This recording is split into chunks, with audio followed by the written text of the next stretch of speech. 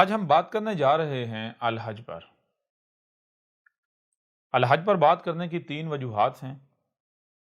ان میں سب سے پہلی وجہ تو یہ ہے کہ یہ دین الاسلام کے جو بنیادی ارکان ہیں ان میں سے ایک ہے۔ دوسری وجہ یہ ہے کہ اس کے بارے میں بہت سے سوالات موصول ہوئے، ایک بڑی تعداد میں سوالات موصول ہوئے جن میں یہ کہا گیا کہ الحج پر تفصیل کے ساتھ بات کریں، بالخصوص یہ جو قربانی کے نام پر جانوروں کو کاٹا جاتا ہے اس کی کیا اہمیت و حیثیت ہے، اس کو واضح کریں۔ اور جو تیسری وجہ یہ ہے کہ کچھ کلپس جو ہیں انہیں کاٹ کر اچھالا گیا جو کہ بچے نے دیکھے۔ کوئی بھی شخص ایسا نہیں ہے جس نے وہ کلپس نہ دیکھے ہوں، جن میں یہ دکھایا جا رہا ہے کہ احمد عیسیٰ کا کہنا ہے کہ جو الحج وغیرہ ہے، حج وغیرہ ہے، یہ کوئی نہیں ہے، یہ جھوٹ ہے، یہ فراڈ ہے، یہ دھوکہ ہے۔ بلا شک و شبہ ایسی بات جو ہے وہ کہی گئی، لیکن جن لوگوں نے یہ کلپ کاٹ کر پھیلایا ان لوگوں کا مقصد کیا تھا؟ کیا ان لوگوں نے جو سچ تھا وہ پہنچایا، وہ پھیلایا، یا پھر انہوں نے آدھی بات کو، یا آدھی بھی نہیں، بالکل بات کا ایک چھوٹا سا حصہ ہے جو ان کے مقصد کو پورا کرنے کے لیے کفایت کرتا تھا، اسے انہوں نے کاٹا اور اس کو اچھالا۔ ان کا مقصد کیا تھا؟ ان کا مقصد یہ تھا کہ احمد عیسیٰ کے خلاف اس قدر پراپیگنڈا کیا جائے کہ کوئی بھی احمد عیسیٰ کی بات کو نہ سنے، احمد عیسیٰ کی دعوت کو نہ سنے۔ ایسا یہ لوگ کیوں چاہتے ہیں اور کیوں کیا ان لوگوں نے؟ ایسا ان لوگوں نے اس لیے کیا کیونکہ یہ لوگ جانتے ہیں کہ اگر کسی نے احمد عیسیٰ کی بات سن لی، احمد عیسیٰ کی دعوت سن لی، تو اس کے اوپر وہ دھوکہ چاک ہو جائے گا، وہ دجل، وہ فریب چاک ہو جائے گا، جو فریب، جو دھوکہ ہم صدیوں سے اسلام کے نام پر، دین کے نام پر، حج کے نام پر لوگوں کو دیتے چلے آ رہے ہیں، اور ہماری جو دکانداریاں ہیں وہ بند ہو جائیں گی، کیونکہ یہ ملاٹے نہیں چاہتے کہ عوام کو، لوگوں کو حق کا پتہ چلے، حقیقت کا پتہ چلے، کیونکہ ان کو علم ہے، یہ جانتے ہیں کہ جس دن عوام کو حق کا پتہ چل گیا تو نہ صرف عوام جو ہے وہ حق کو تسلیم کر لیں گے یا حق کی طرف رغبت اختیار کریں گے، بلکہ ان کی دکانداریاں بند ہو جائیں گی۔ لوگ ان سے ایسے ایسے سوالات کریں گے جن کے جوابات ان کے پاس نہیں ہوں گے، بدلے میں یہ ملاٹے ذلیل و رسوا ہو جائیں گے، اور پھر یہ لوگ کھائیں گے کہاں سے؟ یعنی یہ ملاٹے جو ہے، یہ مذہب کے ٹھیکیدار، دین کے ٹھیکیدار، یہ کھائیں گے کہاں سے؟ جو انہوں نے 1 2 2 4 4 8 8 10 10 جو ہے وہ شادیاں کی ہوئی ہیں۔ کسی نے بظاہر جی اسلام میں جناب 4 جو ہے وہ جائز ہیں، 4 تک کی اجازت ہے، 4 تو بظاہر شو کی ہوئی ہیں، اس کے علاوہ کتنی کتنی رکھی ہوئی ہیں، یہ تو کسی کو اندازہ ہی نہیں ہے۔ پھر جو انہوں نے درجنوں بچے پیدا کیے ہوئے ہیں، تو ان بیوی بچوں کو، رکھیلوں کو پالیں گے کہاں سے؟ ظاہر ہے پھر ان کو پالنا تو مشکل ہو جائے گا۔ اب اگر ان کی دکانداریاں بند ہو جائیں، ان کے چندے بند ہو جائیں، ان کو جو فنڈ مل رہے ہیں بند ہو جائیں، تو یہ تو بھوکے مر جائیں گے، اور یہی یہ نہیں چاہتے۔ لہٰذا انہوں نے صرف وہ بات، وہ کلپ کاٹا جو ان کے مقصد کو پورا کرتا تھا۔ مقصد کیا تھا؟ مقصد یہ تھا کہ لوگوں کو احمد عیسیٰ کی بات سننے سے روکا جائے، جس کے لیے انہوں نے وہ کلپ کاٹا جس میں یہ بات کہی جا رہی ہے کہ یہ جو حج ہے یہ بکواس ہے، یہ جہالت ہے، یہ فراڈ ہے، یہ دھوکہ ہے۔ اس میں کوئی شک نہیں کہ یہ بات کہی گئی، لیکن کیا یہ مکمل بات ہے؟ نہیں، بلکہ جب آپ مکمل بات سنیں گے تو آپ کے اوپر واضح ہو جائے گا کہ ہاں بھائی، واقعتاً یہ جو حج کے نام پر کیا جا رہا ہے یہ دھوکہ ہے، یہ فراڈ ہے، اور آج اسی کو ہم آپ کے اوپر واضح کریں گے۔ اور آگے بڑھنے سے پہلے، اس کے اوپر بات کرنے سے پہلے ایک بات آپ کے سامنے رکھنا بہت ضروری ہے، وہی ہے کہ جو حسب سابق، یعنی پہلے بھی کہا جاتا ہے حسب سابق، اور پھر جو ہے ہم آپ کو کہتے ہیں کہ یہ الکتاب ہے۔ وہ تمام کے تمام افراد جنہوں نے سوال ارسال کیا یا سوالات ارسال کرتے ہیں، میں ان کو کہتا ہوں کہ آپ کوئی بھی سوال کرنے سے پہلے یہ جو الکتاب ہے اسے ڈاؤن لوڈ کریں اور شروع سے لے کر آخر تک ترتیب کے ساتھ اس کا مطالعہ کریں۔ آن لائن اس کی جو پی ڈی ایف میں جو فائلز ہیں، جو پارٹس ہیں، جو حصے ہیں، وہ ہیں 7، اور یہ پرنٹ شکل میں، پرنٹ صورت میں اس کے 3 جو ہے وہ جلدیں ہیں، 3 حصے ہیں۔ لہذا آپ الکتاب کو ڈاؤن لوڈ کریں اور اسے ترتیب کے ساتھ پڑھیں۔ کوئی ایک بھی سوال ایسا نہیں رہے گا جس کا جواب آپ کو نہ ملے۔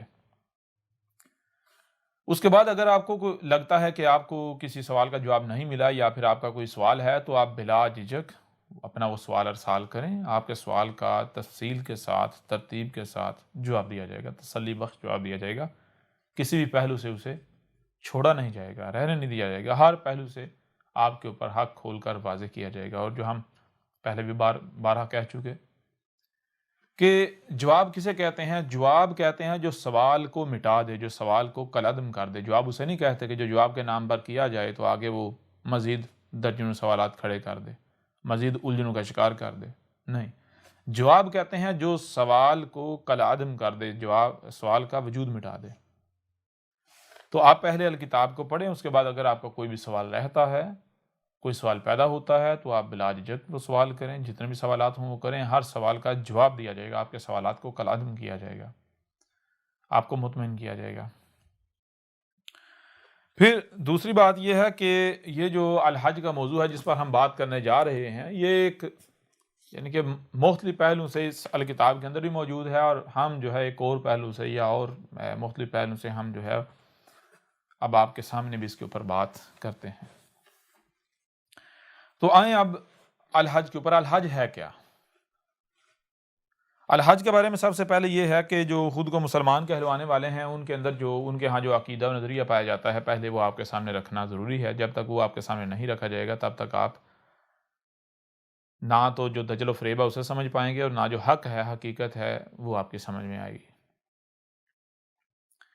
دیکھیں، سب سے پہلی بات تو یہ ہے کہ مسلمانوں کے ہاں یہ عقیدہ و نظریہ پایا جاتا ہے کہ اسلام کے 5 بنیادی ارکان ہیں، ان میں سے ایک حج ہے۔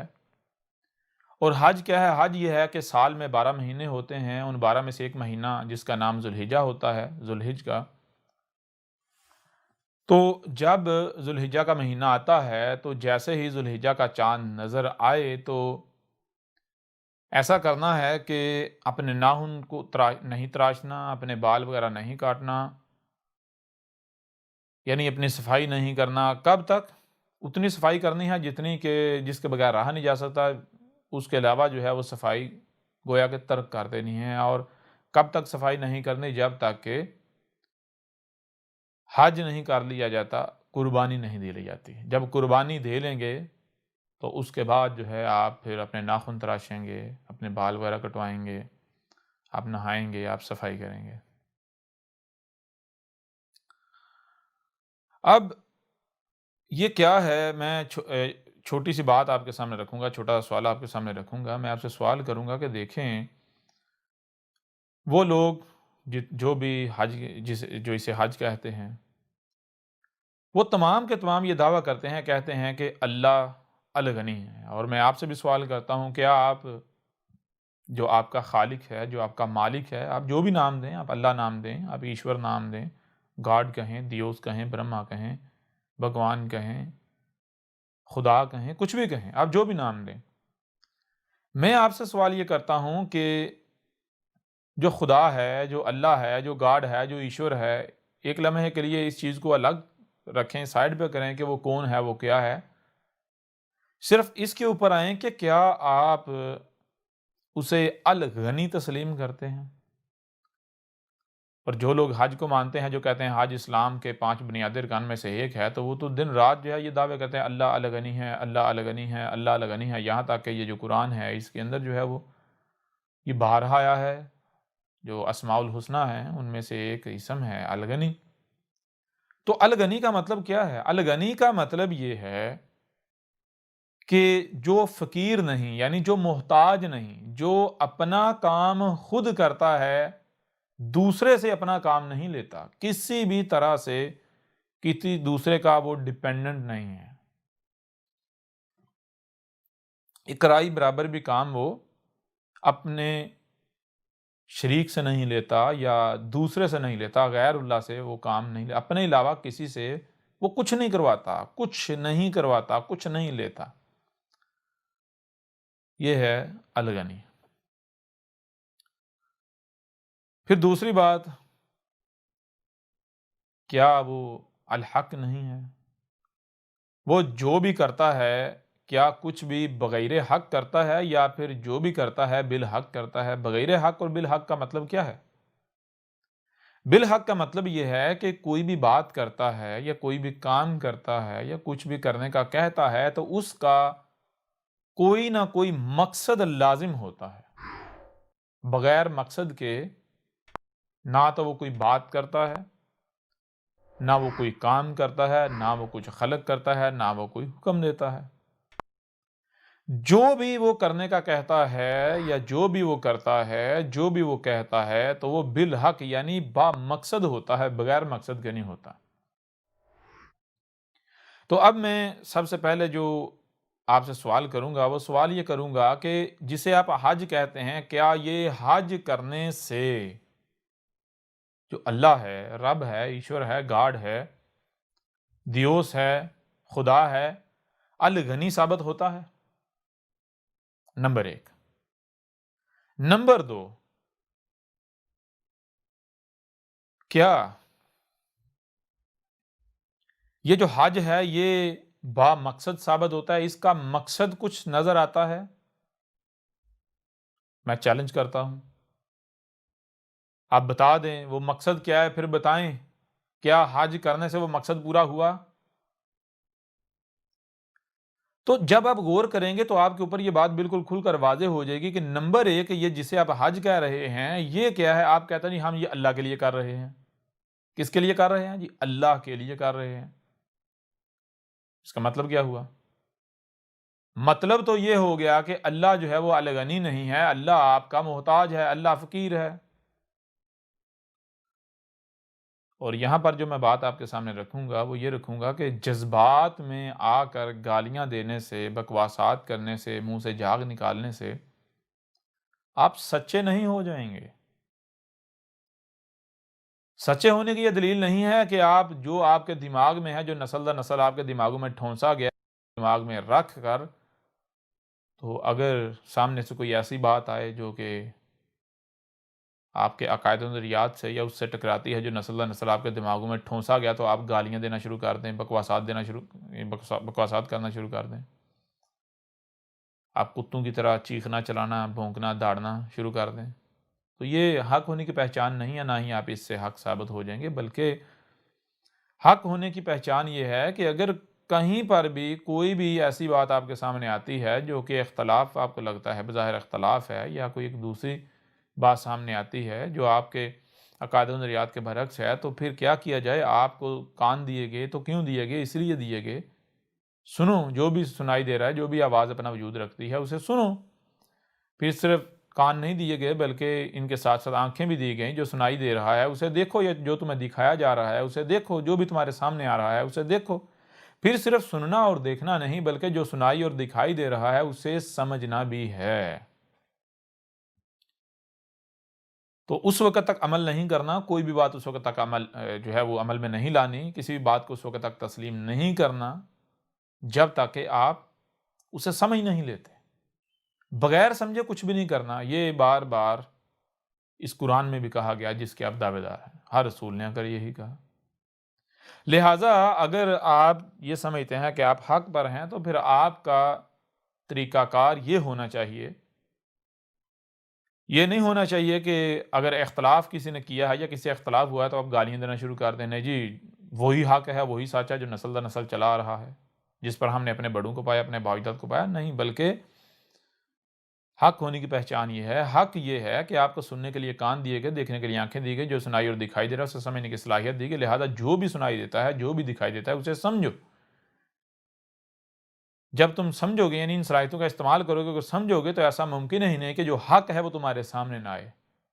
اگر اندھوں کی طرح اسی کے اوپر چلنا ہے جو آباء و اجداد سے نسل در نسل منتقل ہو رہا ہے، تو پھر آپ کو کان، آنکھیں اور سمجھنے کی صلاحیت کیوں دی گئی؟ آپ کے سینوں کے اندر قلوب کیوں رکھے، انہیں افائدہ کیوں کیا؟ یعنی وہ کچھ سوچنے سمجھنے کی، دیکھنے کی، یعنی سننے دیکھنے سمجھنے کی صلاحیت رکھتے ہیں، دل جو کہ ان کانوں سے سنا نہیں جا سکتا، آنکھوں سے دیکھا نہیں جا سکتا، دماغ سے سمجھا نہیں جا سکتا۔ لہٰذا احمد عیسیٰ کی بات سن کر تو طیش میں آنے کے بجائے، جوش میں آنے کے بجائے، غصہ کھانے کے بجائے، جذبات میں آنے کے بجائے غور کیا جائے۔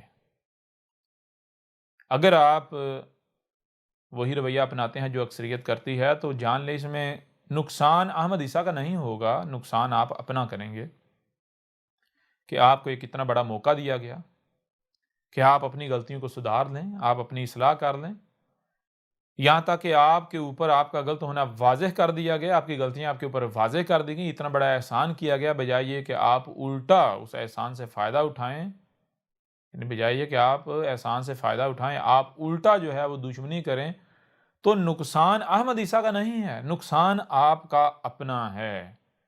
آج آپ اندھوں کی طرح اپنے بڑوں کے پیچھے یا اکثریت کے پیچھے چل کر خود کو جھوٹی تسلی تو دے سکتے ہیں، گالیاں دے کر، بکواسات کر کے، دشمنی کر کے آپ اپنے آپ کو جھوٹی تسلی تو دے سکتے ہیں، لیکن جان لیں بعد میں آپ پھر اپنی بات پر، اپنے موقف پر ڈٹے نہیں رہ سکیں گے، قائم نہیں رہ سکیں گے، پھر آپ چیخیں گے، چلائیں گے، پھر آپ کے پاس سوائے پچھتاوے کے اور کچھ نہیں رہے گا۔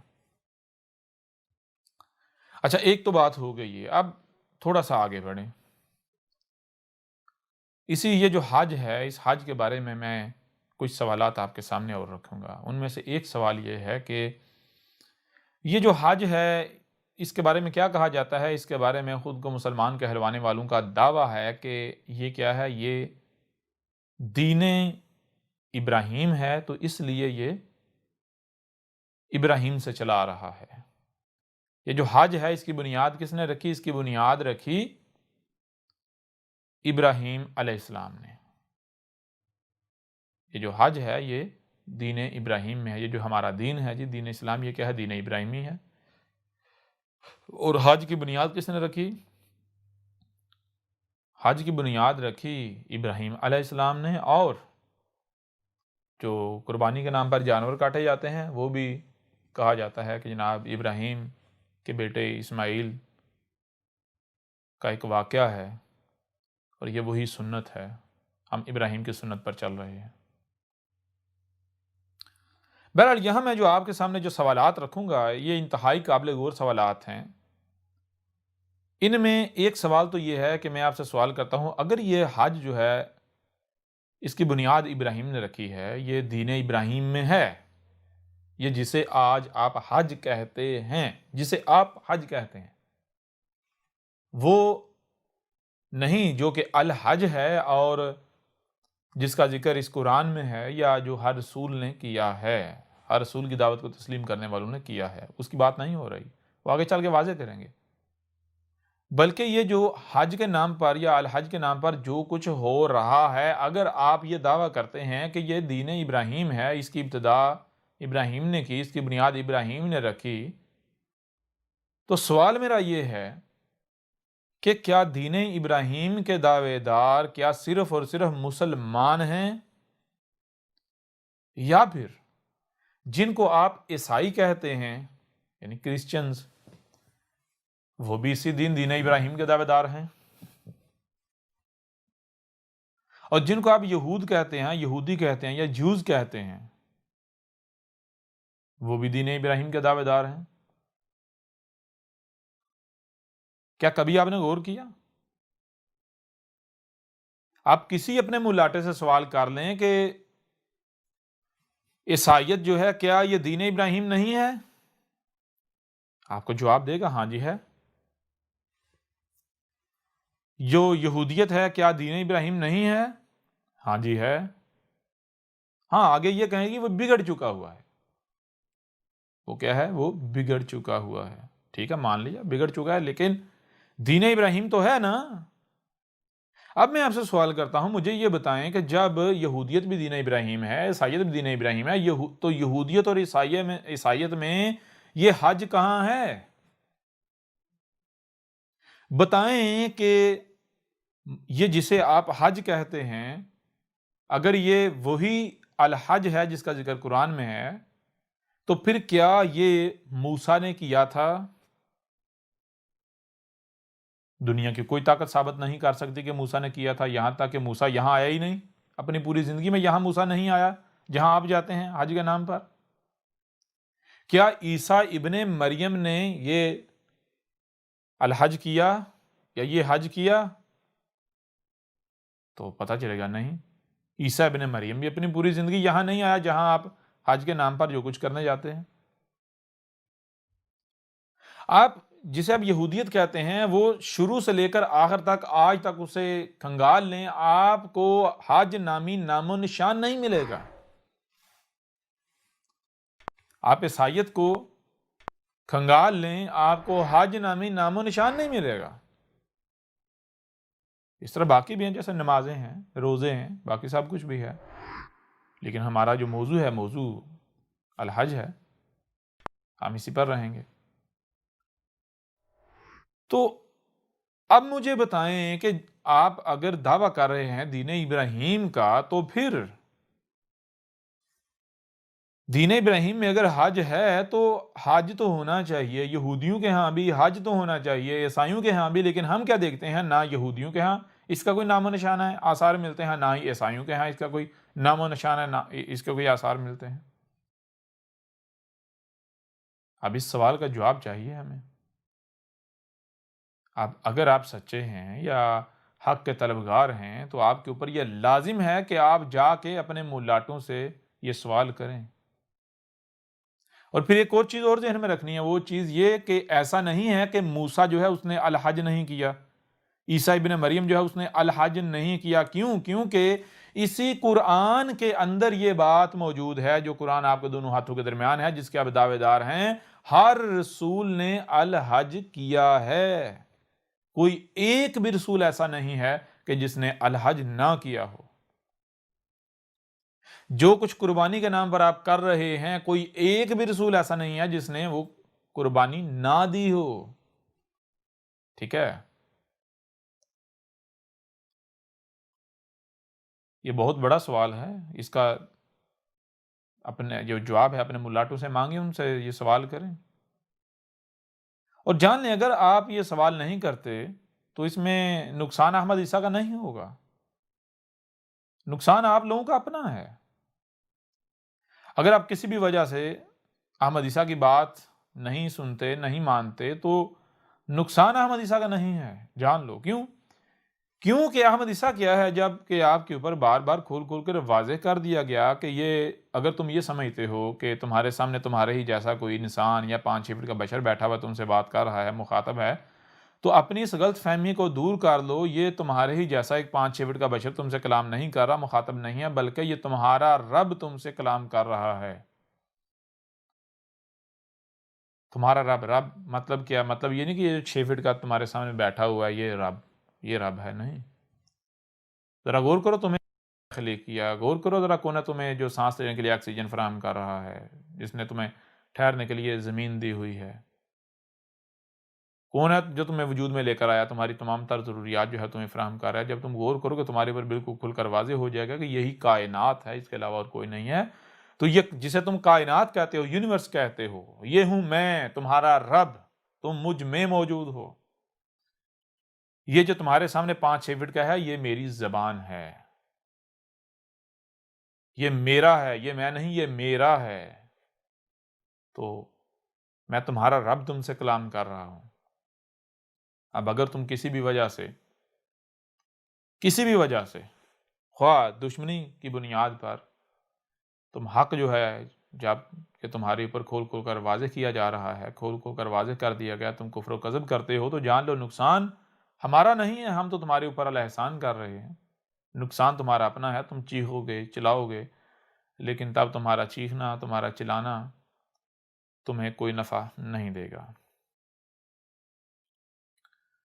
پھر اس کو ایک اور پہلو سے آپ کے سامنے رکھتے ہیں، آپ کے اوپر واضح کرتے ہیں۔ دیکھیں، میں آپ سے سوال کرتا ہوں کہ یہ جو حج کے نام پر جو کچھ ہو رہا ہے، کیا یہ محمد کے آنے کے بعد شروع ہوا؟ یعنی کیا یہ محمد نے آ کر سٹارٹ اسے کیا، محمد نے اس کی بنیاد رکھی؟ یا پھر یہ محمد کے آنے سے پہلے ہو رہا تھا۔ تو دنیا کی کوئی بھی طاقت ایسی نہیں ہے، دنیا میں کوئی بھی ایسا نہیں ہے جو یہ ثابت کر سکے یا یہ دعویٰ کر سکے کہ اس کی بنیاد محمد نے رکھی۔ کیوں؟ کیونکہ اگر کوئی یہ کہے کہ اس کی بنیاد محمد نے رکھی تھی تو پھر اپنے دوسرے دعوے میں جھوٹا ثابت ہو جاتا ہے کہ یہ دین ابراہیم ہے، پھر یہ دین ابراہیم ہی ثابت نہیں ہوتا۔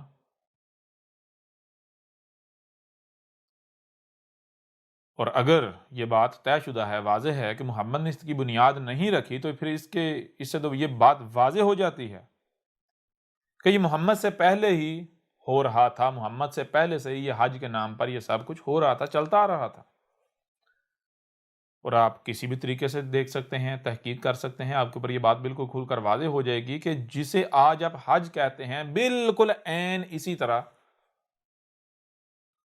ابھی یہ تھوڑا اور بگڑ گیا، لیکن جو حج کے نام پر وہاں پر ہو رہا ہے مکہ نامی بستی میں، بالکل یہی محمد کے آنے سے پہلے بھی ہو رہا تھا۔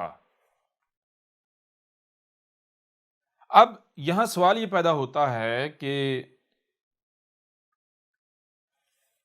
اگر محمد کے آنے سے پہلے یہ ہو رہا تھا، محمد کے آنے سے پہلے یہ ہو رہا تھا، تو پھر کیا یہ حق ہو سکتا ہے؟ کیونکہ ابھی آپ کے سامنے ہم جو بات رکھنے جا رہے ہیں اس کی بنیاد پر یہ کسی بھی لحاظ سے حق ثابت نہیں ہوتا۔ آپ ایسا کریں، قرآن کھول لیں، اور یہ آیت ہے، ویسے تو اور بھی آیات ہیں لیکن ان میں سے ایک آیت ہم آپ کے سامنے رکھتے ہیں، سورہ آل عمران ہے، 3 نمبر سورت ہے، اور اس کی آیت ہے 164، 164۔ اس آیت میں کیا کہا جا رہا ہے ذرا غور کریں۔ لَقَدْ مَنَّ اللَّهُ عَلَى الْمُؤْمِنِينَ إِذْ بَعَثَ فِيهِمْ رَسُولًا مِنْ أَنفُسِهِمْ يَتْلُو عَلَيْهِمْ آيَاتِهِ وَيُزَكِّيهِمْ وَيُعَلِّمُهُمُ الْكِتَابَ وَالْحِكْمَةَ وَإِنْ كَانُوا مِنْ قَبْلُ لَفِي ضَلَالٍ مُبِينٍ۔ کیا کہا گیا اس آیت میں؟ یہ کیا بات کہی جا رہی ہے؟ لا، تم کو سننے کے لیے کان دیے گئے، دیکھنے کے لیے آنکھیں دی گئی، جو سنائی اور دکھائی دے رہا ہے اسے سمجھنے کی صلاحیت دی گئی، لہٰذا جو بھی تمہیں سنائی دے رہا ہے، جو بھی دکھائی دے رہا ہے، اسے سمجھو۔ جب تم سمجھو گے تو تمہارے سامنے وہی آئے گا، کیا آئے گا؟ قد، جو کہ طے شدہ ہے، طے کر دیا گیا، جس کے علاوہ یا جس کے خلاف اور کچھ سامنے آ ہی نہیں سکتا۔ جیسے بارہا آپ کے اوپر واضح کیا گیا کہ 2 جمع 2 کیا ہوتا ہے؟ 2 جمع 2 4۔ اب اگر دنیا میں کوئی بھی شخص اسے نہیں علم کہ 2 جمع 2 کیا ہوتا ہے، اور اس نے کہیں سے سن لیا 2 جمع 2 5 ہوتا ہے یا 7 ہوتا ہے یا 4 کے علاوہ کچھ اور ہوتا ہے، وہ جتنا چاہے رٹا لگاتا رہے، کیا وہ سچا ہو سکتا ہے؟ نہیں۔ جب کبھی اس نے تحقیق کی 2 جمع 2 کیا ہوتا ہے، تو اس کے سامنے نتیجہ 4 ہی آئے گا، 4 کے علاوہ اور کچھ نہیں آئے گا۔ کیوں؟ کیونکہ 4 طے شدہ ہے، اس کے علاوہ اور کچھ آ ہی نہیں سکتا۔ بالکل اسی طرح جب آپ کو تحقیق کا کہا جا رہا ہے یا تحقیق کا کہا جاتا ہے، تو تحقیق کرنے سے وہی گھبراتا ہے جس کو یہ خدشہ لاحق ہوتا ہے کہ کہیں میں غلط ثابت نہ ہو جاؤں۔ جو جھوٹا ہوتا ہے، جو باطل پر ہوتا ہے، کیونکہ حق جو ہوتا ہے نا، حق تحقیق سے نہیں گھبراتا۔ مثال کے طور پر میں چھوٹی سی آپ کو بات آپ کے سامنے رکھتا ہوں، موجودہ دور کی مثال لے لیں، ایک عام سی سادہ سی مثال ہے۔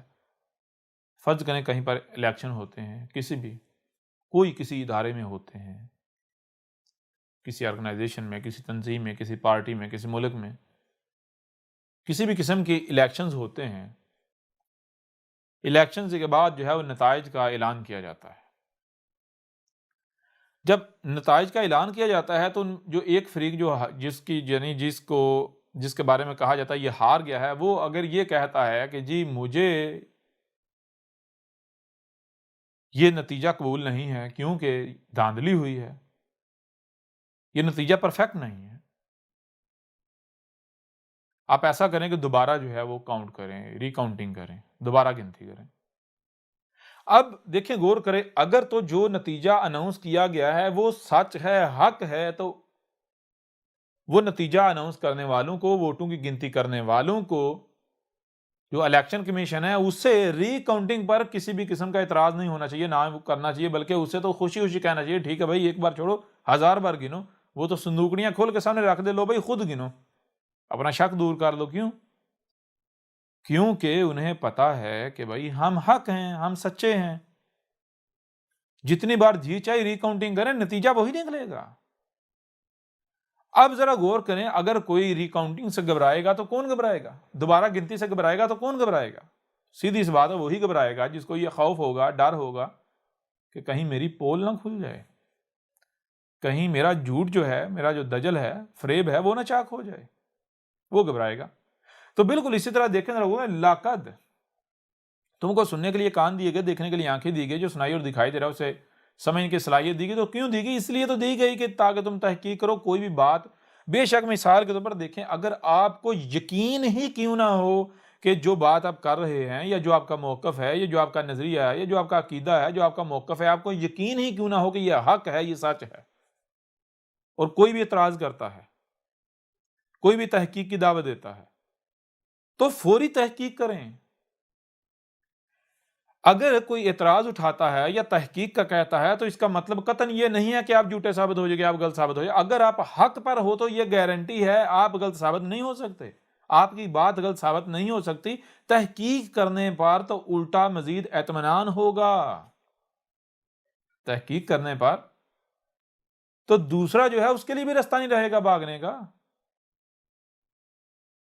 لہذا خواہ کتنی ہی بار تحقیق کیوں نہ کرنی پڑے، تحقیق سے نہیں گھبرایا جائے گا۔ اگر کوئی تحقیق سے گھبراتا ہے، جو یہ کہتا ہے نہیں جی، جو عقیدہ، جو نظریہ پیچھے سے چلتا آ رہا ہے، ہم اس کے اوپر نظر ثانی کرنے کو تیار نہیں ہیں، یعنی نظر ثانی کا مطلب کیا ہے؟ دوبارہ اس کے اوپر نظر ڈالنے پر تیار نہیں ہیں، ہم تحقیق کرنے کے لیے تیار نہیں ہیں، ہم ری کاؤنٹنگ کے لیے تیار نہیں ہیں۔ کیوں؟ کیونکہ وہ گھبراتے ہیں۔ اور گھبراتا کون ہے؟ گھبراتا تو وہی ہے جو غلط ہوتا ہے، اور پھر یہ جان لیں جو بھی تحقیق سے بھاگتا ہے یا تحقیق سے روکتا ہے، وہ اپنی زبان سے یہ نہیں کہے گا کہ میں غلط ہوں اس لیے میں تمہیں تحقیق سے روک رہا ہوں، میں جھوٹا ہوں، میں باطل ہوں، یا جو نظریہ عقیدہ میرا ہے یہ باطل ہے، غلط ہے، تو اس لیے میں تحقیق سے روک رہا ہوں، تحقیق سے منع کر رہا ہوں، یا کہہ رہا ہوں کہ نہیں جی ایسے مانا جائے گا، اس لیے نہیں کہہ رہا کہ میں غلط ہوں، نہیں، بلکہ وہ زبان سے یہ اقرار نہیں کرتا کہ یہ غلط ہے، یہ باطل ہے، یہ جھوٹا، نہیں، بلکہ وہ محسوس بھی نہیں ہونے دیتا، وہ طرح طرح کے بہانے بناتا ہے، طرح طرح کے بہانے بناتا ہے، طرح طرح کے یعنی کہ ہیلے بہانے حجتیں یعنی کہ وہ گڑتا ہے تاکہ کوئی بھی تحقیق نہ کرے، کیونکہ اسے پتا ہے اگر کسی نے تحقیق کر لی تو میرا دجل، میرا فریب چاک ہو جائے گا۔ لہٰذا آج آپ جب یعنی کہ آپ کے اوپر یہ جو حج ہے اس کے حوالے سے اگر بات کی جا رہی ہے، تو اب آپ ایسا کریں، آپ تحقیق کریں اپنی۔ جب آپ تحقیق کریں گے تو نتیجہ آپ کے سامنے کیا آئے گا؟ وہی آئے گا جو حق ہے۔ اب اگر آپ کے حق پر ہیں تو ٹینشن ہی کوئی نہیں، ٹینشن لینے کی کوئی ضرورت ہے، پریشان ہونے کی ضرورت ہے؟ کوئی ضرورت ہی نہیں ہے، نتیجہ پھر وہی سامنے آئے گا۔ اور اگر آپ گھبراتے ہیں، ڈرتے ہیں، تحقیق نہیں کرتے، تو پھر نتیجہ یہ ہے، مطلب یہ ہے، حقیقت یہ ہے کہ آپ غلط ہیں، آپ باطل کے اوپر کھڑے ہوئے ہیں، اور جان لیں بعد میں آپ کو پچھتانا پڑے گا، بعد میں چیخنا۔ تو عقل مند وہ ہیں جو تحقیق کر لیں، جو غور کر لیں، غور و فکر کر لیں۔ لقد آگے کیا ہے؟ من اللہ، لقد من اللہ، لقد من اللہ، من جو اللہ، اللہ ہے، علی المومنین، جو المومنین ہیں ان کے اوپر، یعنی تمہیں سننے کے لیے کان دیے گئے، دیکھنے کے لیے آنکھیں دی گئی، جو سنائی اور دکھائی دے رہا ہے اسے سمجھنے کی صلاحیت دی گئی۔ جب تم ان صلاحیتوں کا استعمال کرو گے، جو بھی سنائی دے رہا ہے، جو بھی دکھائی دے رہا ہے، تم اسے سمجھو گے، تو تمہارے اوپر یہ بات بالکل کھل کر واضح ہو جائے گی، تمہارے سامنے یہ آئے گا کہ اللہ کی ذمہ داری کیا ہے المومنین کے اوپر، ٹھیک ہے؟ اللہ کیا کرتا ہے المومنین پر؟ از، تب، باعث، بیس کرتا ہے، کھڑا کرتا ہے، فیہم، انہی میں رسولہ ایک رسول کھڑا کرتا ہے، یعنی ایک رسول جو ہے اسے باعث کرتا ہے، یعنی ایک رسول جو کہ انہی کے اندر پیدا ہوتا ہے، پلتا بڑھتا ہے، انہی میں سے آتا ہے، انہی کی زبان میں، انہی کے کلچر معاشرے، انہی کی زبان میں آتا ہے۔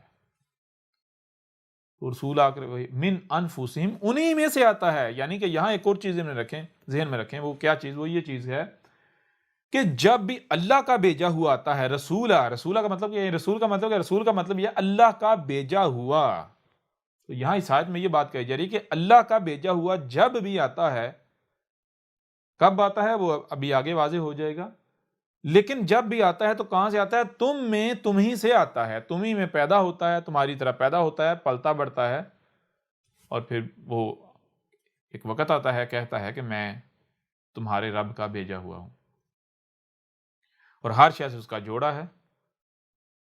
تو اس کا جوڑا کیا ہے؟ ایک تو یہ ہے کہ اللہ، دیکھیں اللہ یہ کہہ رہا ہے، رب یہ کہہ رہا ہے، قرآن یہ کہہ رہا ہے کہ رب جب بھی رسول بھیجتا ہے، جب بھی بھیجتا ہے تو تم میں، تمہیں سے۔ لیکن اس کے برعکس جو اس کا جوڑا ہے وہ کیا ہے؟ وہ انسانوں کا قول ہے۔ انسانوں کا قول یہ ہے جی آسمانوں سے آئے گا، آسمانوں پر زندہ چڑھ گیا، وہاں سے آئے گا، کہاں سے آئے گا؟ یعنی کہ انسانوں کا معاملہ یہ ہے، انہوں نے جو عقائد و نظریات گڑے ہوئے ہیں، مثال کے طور پر آپ اگر شیعہ ہیں ان کو لے لیں تو وہ کہتے ہیں جی اللہ کا بھیجا ہوا آئے گا امام مہدی۔ مہدی کون ہے؟ مہدی تو اللہ ہے۔ امام مہدی کا مطلب کیا ہے؟ وہ لیڈر جو آ کر تمہیں ہدایت دے گا، جسے عربوں کی زبان میں رسول کہا جاتا ہے۔ شیعہ کہتے ہیں جناب وہ غار میں چھپا ہوا ہے، پچھلے 1200 سال سے وہ غار میں سے نمودار ہوگا۔ قرآن اس کے برعکس بات کر رہا ہے۔ خود کو مسلمان کہلوانے والے کہتے ہیں جی اوپر آسمانوں پر چڑھ کے بیٹھا ہوا ہے، اللہ کے پاس اوپر کوئی اللہ بیٹھا ہوا ہے، اس کے پاس جا چڑھا ہوا ہے، وہ وہاں سے نیچے آئے گا۔ آیت دیکھیں تو قرآن بالکل مختلف بات کر رہا ہے۔ اس باسا فیہم رسولا من انفسہم، آگے پہچان بتا دی کہ رسول جب آتا ہے تو رسول کی پہچان کیا ہے؟ یتلو، تلاوہ کر رہا ہے، یعنی پوری ترتیب کے ساتھ کھول کھول کر واضح کر رہا ہے کیا؟ علیہم، ان کے اوپر، آیات ہی، جو اس کی آیات ہیں، یعنی اس کی اپنی آیات، اللہ کی آیات جو ہے ان کو بڑی ترتیب کے ساتھ کھول کھول کر واضح کر رہا ہوتا ہے جب رسول آتا ہے۔ آگے اس سے ہوتا کیا ہے؟ وَيُزَكِّيهِمْ، اور اس سے کیا ہوتا ہے؟ اور جن کی طرف آیا ہے رسول، جن میں آیا ہے، ان کا تزکیہ ہو رہا ہے، یعنی جو اس کی تلاوہ کے اوپر عمل کر رہے ہیں۔ تلاوہ کسے کہتے ہیں؟ یعنی بہت آسان الفاظ میں آپ کے اوپر واضح کر دیجیے۔ مثال کے طور پر آپ نے ایک عمارت بنانی ہے یا کوئی کام کرنا ہے، تو اس کی جو انسٹرکشن ہے وہ، یا نقشہ ہے، وہ کسی کے ہاتھ میں ہے، وہ اس نقشے سے بتا رہا ہے بھئی ابھی آپ نے یہ کرنا ہے، یہ کرنا ہے، یعنی پوری ترتیب کے ساتھ لمحہ بہ لمحہ جو ہے وہ انسٹرکشن دے رہا ہے، ابھی کیا کرنا ہے، کیسے کرنا ہے، اب کیا کرنا ہے، کیسے کرنا ہے۔ اسے کہتے ہیں تلاوہ کرنا۔ اور جو اس کی تلاوہ کے اوپر عمل کر رہے ہیں وہ کون ہے؟ پیچھے واضح کر دیا، المومنین۔ تو ان کا کیا ہو رہا ہے؟ تزکیہ ہو رہا ہے۔ وہ تزکیہ کیسے؟ یعنی پیوریفائی ہو رہے ہیں، وہ ان کے اجسام پیوریفائی ہو رہے ہیں، ان کے اعمال پیوریفائی ہو رہے ہیں، ان کی سوچیں، ان کی فکریں، ان کے احساسات، ان کے جذبات، ان کے اعمال، ان کے اجسام پیوریفائی ہو رہے ہیں، ہر قسم کی منفیت سے، نیگیٹیوٹی سے پیوریفائی ہو رہے ہیں، پاک ہو رہے ہیں۔ جو توازن کے اندر بگاڑ تھا، جو بگاڑ تھا ان کی سوچوں میں بگاڑ تھا، ان کی فکروں میں بگاڑ تھا، ان کے احساسات میں بگاڑ تھا، ان کے جذبات میں بگاڑ تھا، ان کے اعمال میں، ان کے حرکات و سکنات میں بگاڑ تھا، ان کے جو اجسام میں بگاڑ تھا، اس بگاڑ کو وہ نکال رہا ہے۔ ان کا بگاڑ نکل کر وہ خالص بن رہے ہیں، پیوریفائی ہو رہے ہیں۔ اور جو سوچیں ہیں، جو فکریں ہیں، جو جذبات ہیں، احساسات ہیں، جو اعمال ہیں، یہ پیوریفائی کب ہوتے ہیں؟ اور مختلف موضوعات کے تحت بھی یہ بات کی گئی، بڑی ڈیٹیل کے ساتھ واضح کیا گیا کہ بھائی جو آپ کھاؤ، یعنی جو آپ کا رزق ہے وہی آپ بنو گے، وہی ویسے ہی آپ اعمال کرو گے۔ بڑی ڈیٹیل کے ساتھ بتایا گیا کہ یہ سوچیں، فکریں، جذبات، احساسات، یہ اعمال یہ ہے کیا؟ یہ آپ کے وجود کے اندر دو طرح کی انرجی ہے، گرم انرجی اور ٹھنڈی انرجی۔ گرم انرجی کی اپنی صلاحیتیں ہیں، ٹھنڈی انرجی کی اپنی صلاحیتیں ہیں۔ جب یہ دونوں طرح کی انرجی آپس میں ملتی ہے تو کشمکش شروع ہو جاتی ہے۔ یہ جو کشمکش ہے یہ جو ریئیکشن ہے اسے آپ کہتے ہیں سوچیں، فکریں، جذبات، احساسات، کیفیات اور اعمال وغیرہ، آپ کی حرکات و سکنات وغیرہ جتنی بھی ہیں۔ اب اگر وہ دو طرح کی جو انرجی ہے گرم اور ٹھنڈی وہ متوازن ہے تو آپ کی سوچیں متوازن، فکریں متوازن، احساسات، جذبات متوازن، ان میں کوئی خرابی، نیگیٹیوٹی نہیں ہوگی، آپ کے اعمال متوازن۔ اور اگر وہ دو طرح کی انرجی جو ہے وہ غیر متوازن ہے تو آپ کی سوچیں غیر متوازن، فکریں غیر متوازن، سب کچھ غیر متوازن ہو جائے گا۔ اب وہ جو دو طرح کی انرجی ہے گرم اور ٹھنڈی انرجی، اس کا ماخذ کیا ہے، وہ کہاں سے اخذ ہو رہی ہے یا کس کا یہ ماخذ ہے؟ تو وہ جو رزق آپ کھاتے ہیں، وہ رزق جو بھی آپ کھاتے ہیں اس کے اندر زمین کے عناصر ہیں، وہ عناصر آپ کے خون کے ذریعے آپ کے ایک خلیے میں جاتے ہیں۔ خلیہ جب ان عناصر کو پروسیس کرتا ہے تو ان عناصر کو، اس مواد کو، اس میٹیریل کو کیا کرتا ہے، اس سے کچھ نیا میٹیریل بنتا ہے، نئے خلیے بنتے ہیں، اور کچھ جو مادہ ہوتا ہے وہ یعنی میٹیریل ہوتا ہے، مواد ہوتا ہے، وہ دو طرح کی انرجی میں کنورٹ ہو جاتا ہے، گرم انرجی اور ٹھنڈی انرجی۔ لہٰذا اگر آپ کا رزق متوازن ہے، جو رزق آپ کھا رہے ہیں آپ کا رزق متوازن ہے، تو آپ کا جو جسم ہے، دیکھیں غور کریں، اگر آپ نے متوازن رزق کھایا تو جو بھی رزق آپ کھا رہے ہیں وہ کیا ہے، اس کے اندر مثال جب آپ سیب کی مثال لیں، ایک سیب جب آپ کھاتے ہیں تو سیب، وہ جو سیب ہے، مقصد یہ نہیں ہے کہ وہ سیب اپنے اندر انڈیلنا ہے اور جو اس کا ذائقہ ہے وہ لینا ہے، نہیں، مقصد کیا ہے، یہ تو ظاہر ہر شے سے اس کا جوڑا ہے، ظاہر کیا ہے، یہ ظاہر یہ وہ ایک مواد کا ایک، یعنی کہ وہ شے ہے مواد کی بنی ہے، مادے کی، میٹیریل کی۔ نمبر دو ذائقہ ہے، یہ اس کا ظاہری پہلو ہے۔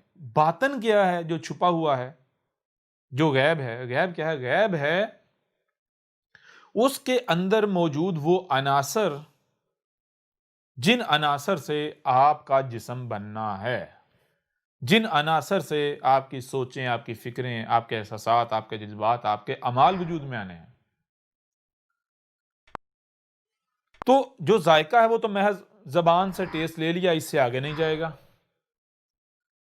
جو وہ مواد ہے، وہ جو آپ کو آپ کے ہاتھ میں پکڑا ہوا سیب کے نام پر جو ظاہر ہے وہ میدے میں جائے گا، ڈیکمپوز ہوگا، اندرونی کے ذریعے ہوتا ہے، کچھ پیشاب اور کچھ پخانے کے ذریعے خارج ہو جائے گا۔ جسم کو کیا ملا؟ جسم کو کیا چاہیے؟ جسم کو چاہیے اس کے اندر موجود عناصر، یہ جو آپ کو ظاہر نظر آ رہا ہے یہ تو ایک پیکنگ ہے، یہ تو اس مواد کو ٹرانسپورٹ کرنے کا ذریعہ ہے، کیری کرنے کا ذریعہ ہے، جو مواد جسم کو چاہیے، جو کہ زمین کے عناصر ہیں جن کی مقدار انتہائی قلیل ہوتی ہے۔ ان کو سیب یا فروٹ یا سبزیوں کی صورت میں کیوں اس طرح پیک کیا ہے؟ کیونکہ ان کی مقدار، ان کا معیار اور ان کی ترتیب، ٹھیک ہے، وہ بہت پیچیدہ ہے۔ تو جب آپ سیب، مثال کے سیب کھاتے ہیں، آپ کے معدے میں جا کر ڈیکمپوز ہوتا ہے، اس میں سے جو عناصر ہیں، جب وہ عناصر نکلتے ہیں وہ خون میں جاتے ہیں، خون کے ذریعے وہ عناصر ٹرانسپورٹ ہوتے ہیں ہر خلیے میں، یعنی خون جو ہے وہ ان عناصر کو ٹرانسپورٹ کرتا ہے جسم کے خلیے میں پہنچاتا ہے اور ڈسٹریبیوٹ کرتا ہے۔ پھر ہر خلیہ کیا کرتا ہے، وہ جو عناصر ہوتے ہیں ان عناصر کو دو حصوں میں تقسیم کر دیتا ہے، ان کو پروسیس کرتا ہے، پروسیس کرنے سے نتیجہ کیا نکلتا ہے، ان عناصر سے جو کہ مادہ ہوتا ہے، میٹر ہوتا ہے، وہ میٹر کچھ اس سے مزید آگے میٹر خلیوں کی فارم اختیار کر لیتا ہے، خلیوں کی شکل اختیار کر لیتا ہے، اور کچھ جو اس کا حصہ ہوتا ہے، جو میٹر ہوتا ہے، وہ گرم اور ٹھنڈی انرجی میں کنورٹ ہو جاتا ہے۔ یعنی جو میٹر انرجی ہے یہ کنورٹ ہو جاتی ہے دو طرح کی انرجی میں، جو کہ ایک الیکٹریکل انرجی ہے اور دوسری جو ہے وہ برن کرنے والی آگ، یعنی جو سمجھے دونوں ہی الیکٹریکل بے شک لے لیں، یعنی کہ دو طرح کی انرجی میں کنورٹ ہو جاتا ہے۔ اب وہ جو دو طرح کی انرجی ہے، گرم انرجی اور ٹھنڈی، گرم انرجی کی اپنی صلاحیتیں ہیں، ٹھنڈی انرجی کی اپنی صلاحیتیں ہیں۔ جب وہ دونوں طرح کی انرجیز آپ کے جسم کے اندر جو ہے وہ ہر خلیے کے اندر آپس میں ان کا اختلاط ہوتا ہے، ہر ایٹم کے اندر، تو کشم کی گرم انرجی اپنی صلاحیتوں کا استعمال کرتی ہے، ٹھنڈی انرجی اپنی صلاحیتوں کا استعمال کرتی ہے، دونوں ایک دوسرے کی ضد ہیں۔ تو جب اپنے آپ میں ہے تو ایسا جیسے چیز سوئی ہوئی ہوتی ہے، اپنے آپ میں ہے، کوئی ڈسٹرکشن، کوئی کچھ کسی چیز کا اظہار، لیکن جب ہی وہ آپس میں ٹکراتی ہیں، ان کا اختلاط ہوتا ہے تو کشمکش شروع ہو جاتی ہے۔ وہ جو کشمکش ہے گرم اور ٹھنڈی انرجی کے آپ کے وجود کے اندر، یہ کیا ہے؟ یہ جس سے آپ کہتے ہیں جی ہماری سوچیں، ہماری فکریں، ہمارا دیکھنا، ہمارا سننا، ہمارے جذبات، ہمارے احساسات، ہماری کیفیات، غم، خوشی، حرکات و سکنات، یہ ہے۔ لہٰذا اگر رزق متوازن ہوگا تو نہ صرف آپ کا جسم متوازن ہوگا بلکہ آپ کی سوچیں، فکریں، سب کچھ متوازن ہو جائے گا، نیگیٹیوٹی ختم ہو جائے گی دنیا سے، آپ کے جسم سے، دنیا سے، سب کا سب جو نیگیٹیوٹی ہے، حسد، بغض، لڑائیاں، جھگڑے، فساد، خرابیاں، سب ختم ہو جائے گا۔ خرابی ہوتی کیا ہے؟ اس کا نام و نشان مٹ جائے گا، سب کا سب جو ہے وہ ہر طرف اصلاح ہو جائے گی، ہر ایک میں، سب میں اصلاح ہو جائے گی۔ تو یہ ہے یتلو علیہم آیاتہ ویزکیہم۔ رسول کی پہچان کیا ہے؟ رسول آتا ہے، آ کر تلاوت کر رہا ہوتا ہے رب کی آیات کی، یعنی رب کی آیات کو ہی کھول کھول کر واضح کر رہا ہوتا ہے، پوری ترتیب کے ساتھ، پوری ڈیٹیل کے ساتھ، تفصیل کے ساتھ۔ تو جو المومنین ہیں، جو خاص مومن ہیں، جو کہ رب ہی کا وجود ہے، وہ کیا کرتے ہیں؟ وہ جو رسول تلاوت کر رہا ہوتا ہے اسے دل سے تسلیم کرتے ہوئے جب اس کے اوپر عمل کر رہے ہوتے ہیں تو وہ پیوریفائی ہو رہے ہوتے ہیں، ہر لحاظ سے پیوریفائی ہونا شروع ہو جاتے ہیں۔ اور آگے پہچان کیا ہے رسول کی؟ وَيُعَلِّمُهُمُ الْكِتَابَ، اور جب پیوریفائی ہوتے ہیں تو پھر کیا؟ پھر انہیں جو ہے وہ کیا ہو رہا ہے؟ جو الکتاب تھی اس کا علم جو ہے وہ مل رہا ہے۔ اس سے پہلے تو انہیں بھی نہیں پتا تھا الکتاب کیا ہے، تب جا کر واضح ہوتا ہے کہ الکتاب ہے۔ الکتاب یہ کائنات ہے، آسمان و زمین، یہ ہے الکتاب۔ پھر پتا ہے، پھر الکتاب یعنی آسمان و زمین کا، کائنات کا علم ان کی طرف آتا ہے۔ پھر اس علم کی بنیاد پر وہ جو المومنین کا گروہ ہوتا ہے، جماعت ہوتی ہے، رسول اور اس کے جو ساتھی ہوتے ہیں، وہ دنیا کی تاریخ بدل دیتے ہیں، تاریخ تبدیل کر کے رکھ دیتے ہیں۔ دنیا کی بڑی سے بڑی طاقت ان کے سامنے نہیں ٹھہر سکتی۔ کیوں؟ وہ راز جان جاتے ہیں، وہ حقائق ان کے اوپر کھل جاتے ہیں، وہ قوانین کھل جاتے ہیں جن قوانین کی بنیاد پر یہ کائنات چل رہی ہے۔ رب رہنمائی کرتا ہے۔ پھر آگے والحکمہ، اور وہ جو علم سیکھتے ہیں اس علم کا صحیح استعمال جو ہے وہ بھی پھر انہیں وہ آ جاتا ہے، وہ بھی اس کا بھی علم جو ہے انہیں حاصل ہو جاتا ہے کہ علم کو کب، کہاں، کیسے، کتنا استعمال کرنا ہے۔ ورنہ اگر صرف علم ہے اور علم کا صحیح استعمال نہیں جانتا، یعنی حکمہ نہیں ہے، تو پھر ایسا علم جو ہے پھانسی کا پھندا بن جاتا ہے، ذلیل و رسوا کر دیتا ہے۔ آگے جو انتہائی اہم بات ہے وہ کیا ہے؟ وَإِن كَانُوا مِن قَبْلُ لَفِي ضَلَالٍ مُّبِينٍ۔ شرط یہ ہے، یعنی رسول کب بھیجا جاتا ہے؟ رسول بھیجا جاتا ہے تب جب کہ، یعنی رسول کے آنے سے پہلے جو لوگ ہیں وہ کیا ہوں؟ وہ ہر لحاظ سے 100% گمراہیوں میں ہوں۔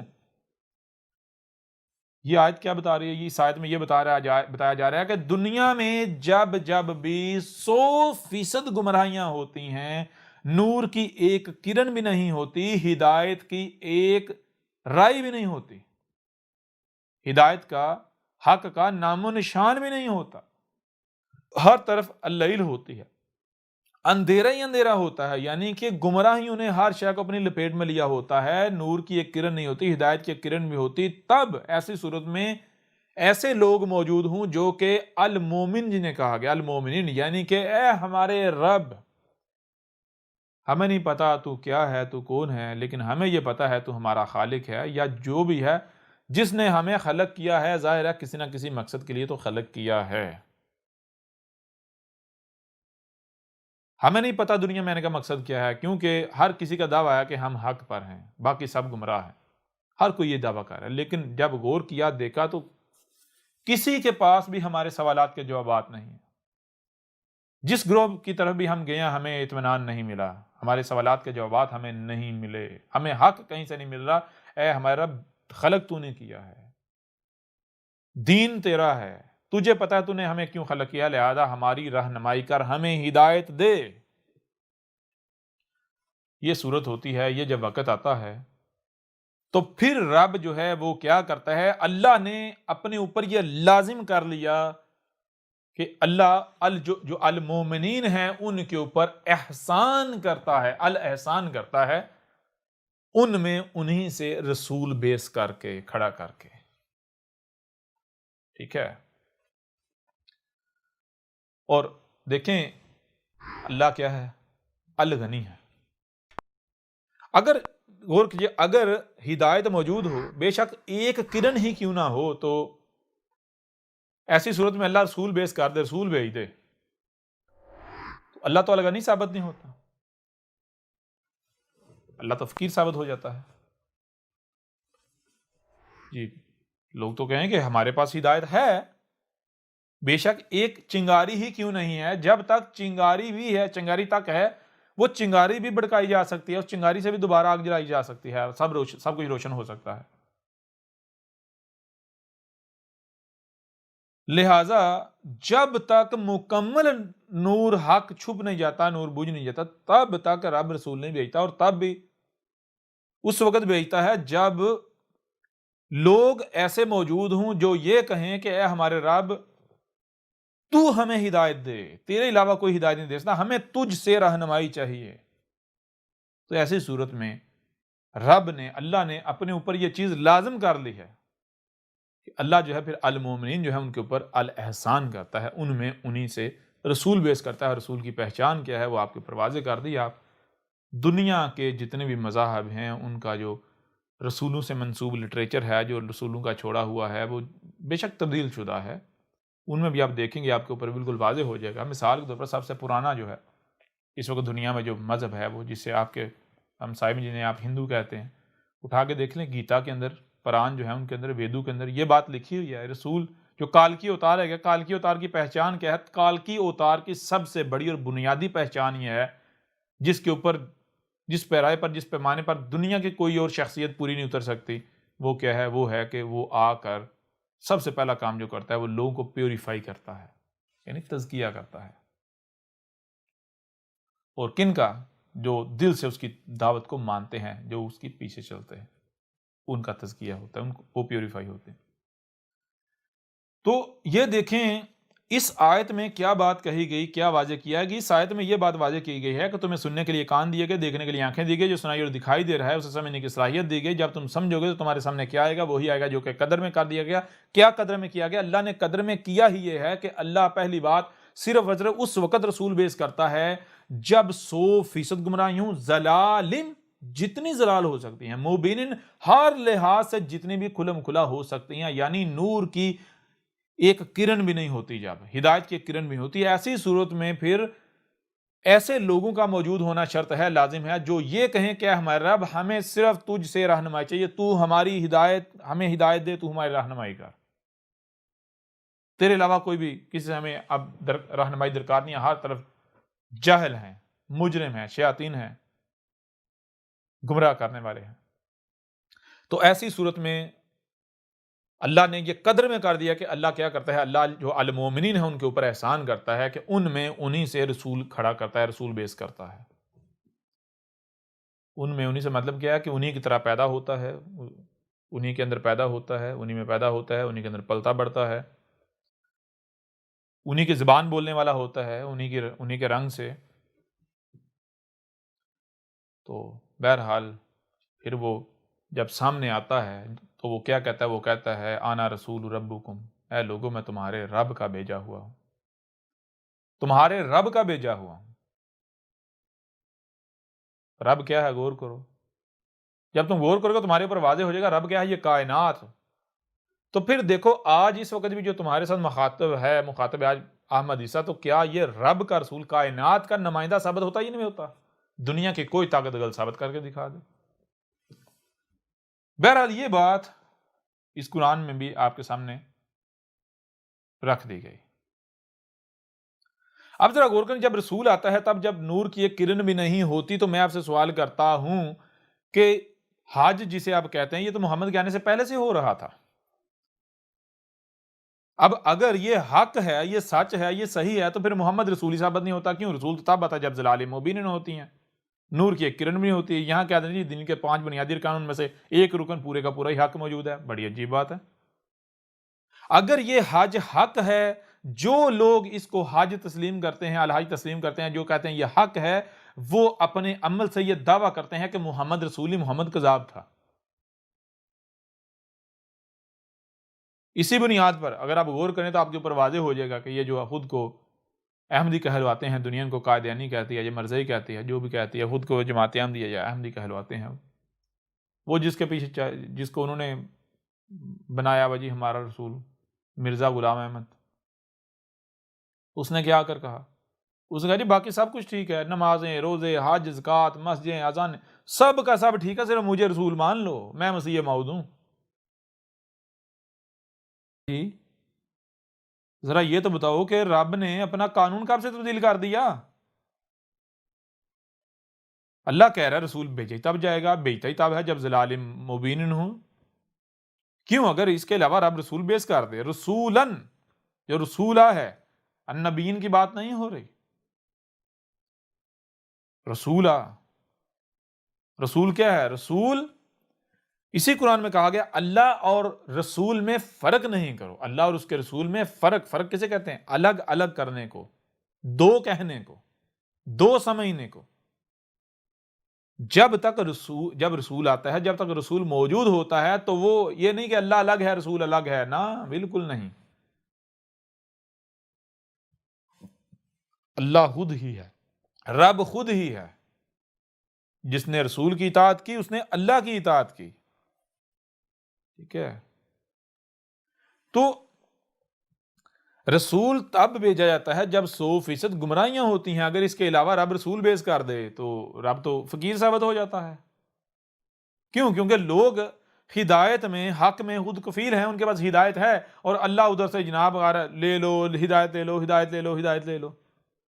ایک کام جب انسان خود کر سکتے ہیں، یہ بشر خود کر سکتے ہیں، ان میں یہ صلاحیت ہے، یہ کر سکتے ہیں، تو پھر رب کیوں جو ہے بیچ میں پنگا لے گا؟ رب تو تب ہی بھیجے گا نا جب انسان کہیں گے اے ہمارا رب ہمیں ہدایت دے، صرف جب تو دے۔ بہرحال تو چیز یہ ہے، یہ آیت جو ہے اس آیت کی بنیاد پر ایسی اور بھی آیات ہیں، یہ بات بالکل کھل کر واضح ہو جاتی ہے، آپ کے اوپر واضح کر دی گئی کہ کوئی ایک بھی بات ایسی نہیں، کوئی ایک بھی عقیدہ یا نظریہ ایسا نہیں کہ جو محمد کے آنے سے پہلے پایا جاتا تھا یا پایا جا رہا تھا تو وہ حق تھا یا حق ہو۔ یعنی جب محمد آیا ہے تو اس وقت وہ تمام کے تمام عقائد و نظریات، وہ باتیں جو کچھ بھی دین کے نام پر یا حق کے نام پر موجود تھیں، ایگزسٹ کر رہی تھیں، ان میں ایک رائی برابر بھی حق کا عنصر نہیں تھا، وہ حق نہیں تھی، وہ گمراہیاں تھیں۔ اور جب بھی رسول آتا ہے تو کوئی ایک بھی رسول ایسا نہیں ہے کہ جس نے آ کر یہ کہا ہو کہ جو پیچھے سے چلا آ رہا ہے یا جو پہلے جو عقائد و نظریات ہیں وہ بھی حق ہیں، اور میں جو تمہیں بتاتا ہوں یہ بھی حق ہے، دونوں لے لو، یا اس میں سے بھی کچھ لے لو جو پہلے سے چلا آ رہا ہے، نہیں۔ بلکہ ہر رسول نے آ کر یہ کیا کہ جو اس کے آنے سے قبل جو کچھ بھی گزشتہ رسولوں سے یا گزشتہ رسول سے منسوب کر یا جو کچھ بھی حق یا دین کے نام سے منسوب کر حق کے نام پر کیا جا رہا تھا، اس نے اس سب کے اوپر لکیر پھیر دی، لائن پھیر دی، اور بالکل جسے کہتے ہیں 0 سے سٹارٹ کیا۔ یعنی کہ آپ جسے کہتے ہیں کہ بالکل جناب ایک نئی شے لے کر آ گیا ہے، نیا دین لے کر آ گیا۔ اور یہی وہ وجہ ہے جس وجہ سے ہر رسول کو اس تہمت کا، اس الزام کا سامنا کرنا پڑا کہ یہ تو ایک نیا دین لے کر آ گیا ہے، ایسا دین کہ جو نہ ہم نے کبھی سنا کسی نے، نہ ہی ہمارے آباء و اجداد نے اس دین کے بارے میں سنا تھا، جو باتیں یہ کر رہا ہے، جو دین یہ پیش کر رہا ہے، یہ تو ایک نیا دین لے آیا ہے۔ اگر کوئی بھی رسول جو رسول ہوتا ہے، رسول جو ضلال مبین میں آتا ہے، جو کہ خاتم النبیین ہوتا ہے، جب تک اگلا رسول نہیں آتا تب تک کہ النبیین کے لیے فلٹر ہوتا ہے، تو کوئی ایک بھی رسول آ کر یہ کہے کہ جو پیچھے سے چلتا آ رہا ہے وہ بھی حق ہے یا اس میں سے بھی کچھ حق ہے، تو وہ رسول نہیں ہو سکتا، وہ کذاب ہوگا۔ جیسے کہ آپ یہ مرزا غلام احمد ہے، اس کی مثال لے لیں، وہ کیا تھا؟ کذاب تھا۔ کوئی ایک بھی رسول ایسا نہیں ہے جس کو اس بات کا، اس تہمت کا، اس ملامت کا سامنا نہ کرنا پڑا ہو کہ یہ ایک نیا دین لے کر آ گیا۔ کسی رسول نے یہ نہیں کہا کہ جو پیچھے سے چلتا آ رہا ہے وہ حق ہے، وہی دین ہے، بس مجھے رسول مان لو، نہیں، بالکل نہیں۔ رسول کا مطلب کیا ہے؟ رب کا بھیجا ہوا. رب کا بھیجا ہوا کب آتا ہے؟ رب کا کب آتا ہے سامنے؟ بشری صورت میں، جب ظلال مبین ہوتی ہیں، نور کی ایک کرن بھی نہیں ہوتی. تو بہرحال جب قانون یہ ہے، قدر میں یہ کر دیا گیا، تو پھر میں آپ سے پوچھتا ہوں کہ یہ حج حق ثابت ہوتا ہے؟ حج تو محمد کے آنے سے پہلے سے ہو رہا تھا. یوں اس بنیاد پر بھی یہ حج نامی دجل فریب جو ہے آپ کے اوپر چاک کر کے رکھ دیا گیا. اب تھوڑا آگے بڑھتے ہیں اور ایک اور پہلو سے آپ کے سامنے رکھتے ہیں. ذرا غور کریں، محمد نے اپنی زندگی میں کتنے حج کیے؟ یہ جو حج ہے کتنے حج کیے؟ جب آپ غور کریں گے تو آپ کے اوپر یہ بات بالکل کھل کر واضح ہو جائے گی کہ محمد نے اپنی زندگی میں یہ جو حج جسے کہا جاتا ہے یہ ایک بھی نہیں کیا. حالانکہ محمد اپنی زندگی کے 40 سال، غور کیجئے گا، محمد جب پیدا ہوا تھا کس خاندان میں پیدا ہوا؟ اس خاندان میں پیدا ہوا جو کہ ہر سال حج ہو رہا ہے اور اس کے انتظامات کرتا تھا. محمد جس خاندان میں پیدا ہوا ہے وہ ایک ایسا خاندان تھا جو حج کا انتظام کرتا تھا. حج کے جو منتظمین، جسے جیسے آج کہتے ہیں خادم الحرم، 2 حرم آج انہوں نے بنا دیا، خادم الحرمین کہتے ہیں، جیسے آج خادم الحرمین ہے. اسی طرح محمد کا خاندان وہ خاندان تھا کہ جو نہ صرف کعبے کا متولی تھا، یہ جو کعبہ ہے عمارت، یہ جو کمرہ بنا ہوا ہے، بلکہ حج کے مکمل انتظامات اسی خاندان کے ہاتھ میں تھے. 40 سال تک محمد کو یہ نہیں علم تھا کہ میں رسول ہوں، حالانکہ محمد رسول تھا. رسول کا مطلب پیدائشی لایا ہوا رب کا، رب خود آیا ہے. اس کو خود بھی نہیں علم. کیوں نہیں علم؟ کیونکہ رسول جو ہے اس میں اسوۃ حسنہ ہوتا ہے. اسوۃ حسنہ کا مطلب کہ اگر ایک بچہ جو ہے پیدا، اسے پتا میں پتا ہو یا اس کے اوپر کھول دیا جائے کہ تو رسول ہے، تو پھر اس میں اسوۃ حسنہ ثابت نہیں ہوگا، دوسروں کے عملی نمونہ ثابت نہیں ہوگا. رسول بھیجنے کا مقصد کیا ہوتا ہے؟ رسول لانے کا، یہ رب بشری صورت میں خود سامنے آتا ہے، اللہ بشری صورت میں خود سامنے آتا ہے، اس لیے آتا ہے تاکہ لوگوں کو عملی طور پر دکھایا جائے کہ دیکھو تم ایسے پیدا ہوتے ہو، ایسے تمہارے والدین، تمہارے بڑے جو ہیں وہ تمہیں اسی دین پر قائم کر دیتے ہیں، وہی تمہیں بنا دیتے ہیں جو وہ خود ہوتے ہیں، اور اس کے بعد پھر کس طرح ہدایت ملے گی، کیسے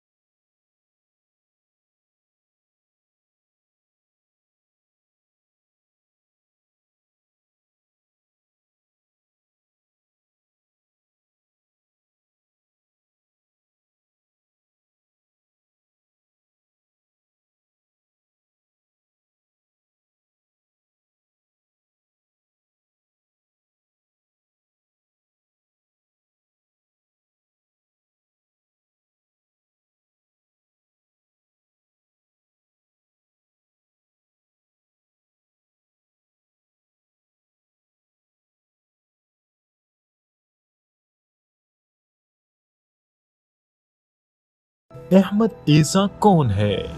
क्या आप अहमद ईसा को जानते हैं? अहमद ईसा वो है जिसने उन बातों पर से पर्दा उठाया है जिस पर आज हर कोई इख्तलाफ कर रहा है। हक और बातिल की पहचान अब इंतहाई आसान। आज ही अल किताब को डाउनलोड करें। मजीद वीडियोस के लिए अहमद ईसा के YouTube चैनल को विजिट करें और चैनल को सब्सक्राइब करना मत भूलिएगा।